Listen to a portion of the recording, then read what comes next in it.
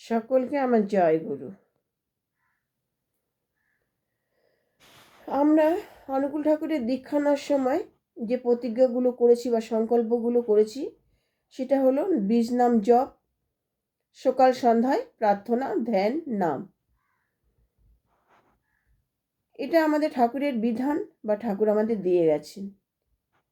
দুবেলা সঠিক সময় প্রার্থনা, নাম ও ঠাকুরের বাণী পাঠ, এটা আমাদের নিত্য করণীয়। ঠাকুর বলেন নিষ্ঠার সাথে দুবেলা নাম ধ্যান ও প্রার্থনা করলে আমাদের শরীরও সুস্থ থাকে, মনও ভালো থাকে, শরীরও সুস্থ থাকে।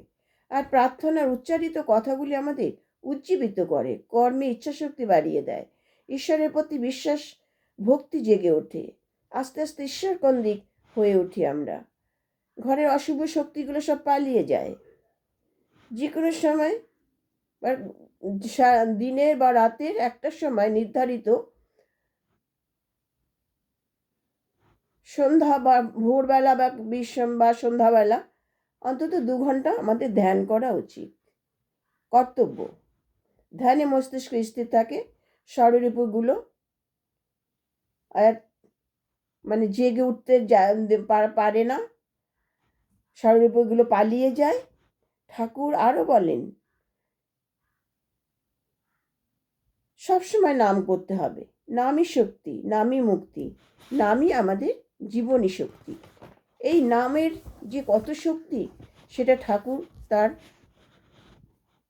যুবককালে মানে ইয়ং বয়সে অনেক ঘটনা আছে, ঠাকুর নিজে এগুলো বর্ণনা করে গেছেন।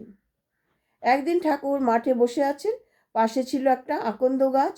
যখনই আকন্দ গাছে হাত লাগে বা তার স্পর্শ পায় গাছটি কেঁপে কেঁপে ওঠে।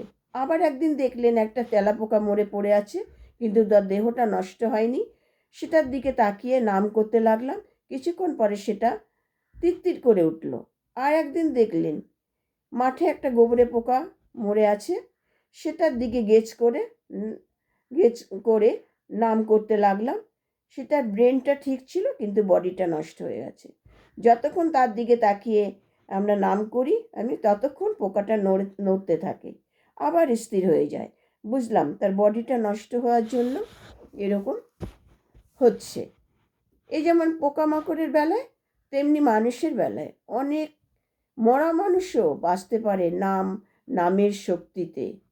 তীব্র জপ ও ধ্যানের ফলে সাধকের মধ্যে যে জীবনী শক্তি উপচে ওঠে তা অন্য শরীরে সঞ্চারিত করে দেওয়া যায়। নামের ভাইব্রেশনে মৃত জীবের দেহে প্রাণ সঞ্চার করে দেওয়া যায়। এটা ঠাকুর প্রত্যক্ষ উপলব্ধি করেছেন বা দেখেছেন। আর কি বলেছেন? ভোরবেলা ইষ্টভীতি।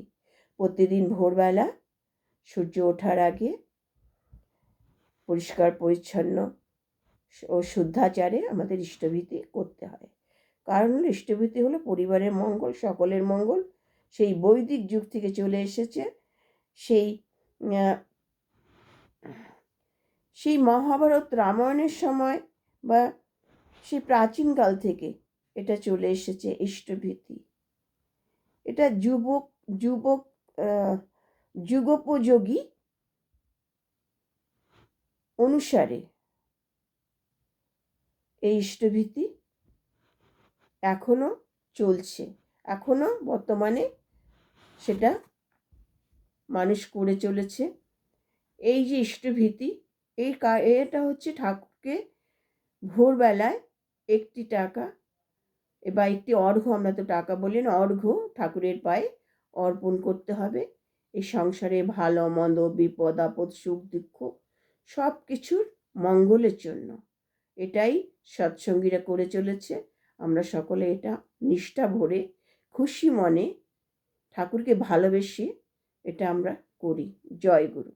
আমার আলোচনা যদি ভালো লাগে লাইক, শেয়ার ও কমেন্ট করবেন।